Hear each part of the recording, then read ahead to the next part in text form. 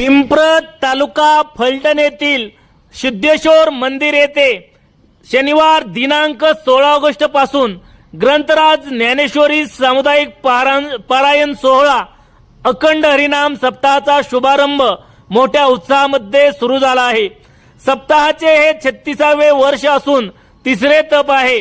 या सप्ताहामध्ये ग्रंथराज ज्ञानेश्वरी पारायणासाठी सुमारे 100हून जास्त वाचक सहभागी झाले आहेत।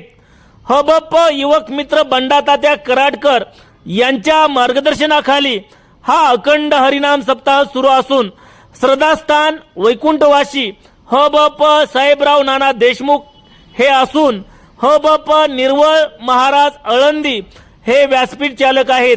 मोठ्या भक्तिमय वातावरणामध्ये अखंड हरिनाम सप्ताह सुरू असून भाविक भक्त मोठ्या संख्येने यामध्ये सहभागी होत आहेत।